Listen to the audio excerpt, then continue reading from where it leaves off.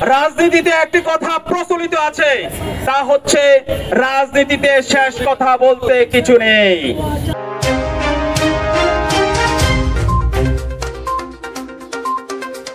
অপরূপ TV online. সন্দ্বীপে অধ্যাপক আমজাদ হোসেনের পথসভা, ক্ষমতার জন্য নয়, জনগণের পাশে। চট্টগ্রাম ৩ সন্দ্বীপ আসনে ইসলামী আন্দোলন বাংলাদেশের মনোনীত সংসদ সদস্য প্রার্থী অধ্যাপক মোহাম্মদ আমজাদ হোসেন সোমবার বিকেলে সন্দ্বীপের ইনাম নাহার মোড়ে পথসভা করেন।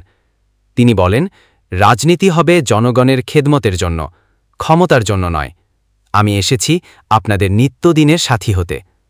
পথসভায় তিনি প্রতিশ্রুতি নয়, পাশে থাকার অঙ্গীকার করেন এবং সন্দ্বীপের নদী ভাঙন, অনিরাপদ নৌ যাতায়াত, শিক্ষার ঘাটতি, কর্মসংস্থানের অভাব এবং দুর্বল স্বাস্থ্যসেবার মতো সমস্যার সমাধানের জন্য কার্যকর পদক্ষেপ নেওয়ার আশ্বাস দেন।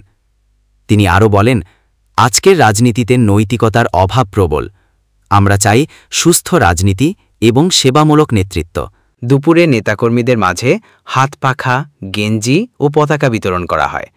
বেলা ৩টায় শুরু হওয়া শোভাযাত্রা শত শত মোটরসাইকেলের দীর্ঘ সারিতে প্রধান রক্ষ ও বাজার প্রদক্ষিণ করে এনাম নাহার মোড়ে মিলিত হয়।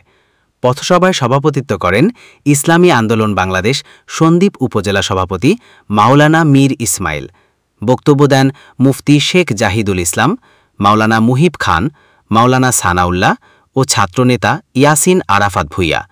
নেতাকর্মী ও সাধারণ মানুষের মধ্যে উৎসাহ উদ্দীপনা ব্যাপক লক্ষ্য করা গেছে।